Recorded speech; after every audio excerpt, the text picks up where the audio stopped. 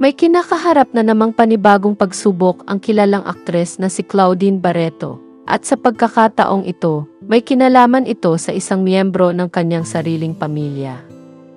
Sa isang panayam sa vlog ni na Direk Chaps Manansala at Jobert Sucaldito na in-upload kamakailan sa YouTube, isiniwalat ni Claudine ang umano'y pagbabanta ng kanyang kapatid na si Mito Barreto laban sa kanya.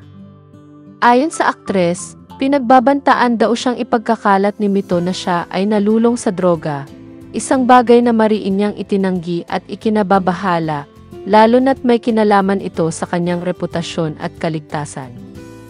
Ayaw ko na sanang ilabas ito, wika ni Claudine, pero kapag ang buhay mo na at ng mga anak mo ang nalalagay sa panganib, wala ka ng ibang magagawa kundi magsalita. Ikinuwento rin niya na nitong mga nakaraang araw ay nakakatanggap siya ng mga misteryosong tawag, mga numero na hindi lumalabas sa kanyang telepono at hindi rin matawagan pabalik. Dahil dito, humingi na siya ng tulong sa National Bureau of Investigation na dumalaw pa raw sa kanya kamakailan upang siyasatin ang kanyang mga natatanggap na pagbabanta. Nagpadala na ako ng cease and desist letter dahil ayoko ng gulo, dagdag pa ni Claudine. Pero natatakot na rin ako para sa sarili ko at sa mga anak ko. Hindi ko na kayang ipagsawalang bahala kung ito man ay totoong banta o hindi.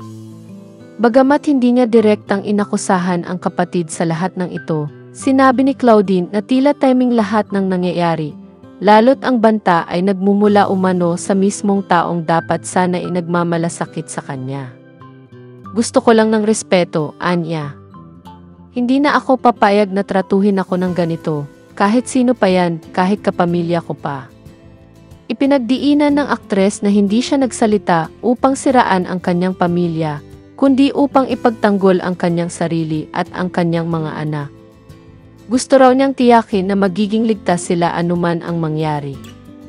Ipinapaalala niya rin na may mga limitasyon ang pananahimik at pagtitimpi, lalo na kung ang kapalit ay ang kapayapaan at seguridad ng kanyang pamilya. Sa huli, nanawagan si Claudine ng pangunawa sa publiko.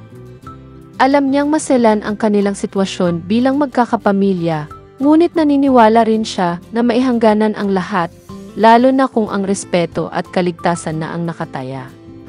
Hindi ito ang unang pagkakataon na nasangkot si Claudine sa kontrobersya sa loob ng kanyang pamilya, ngunit para sa kanya, ang mahalaga ngayon ay ang protektahan ang sarili at ang kanyang mga anak.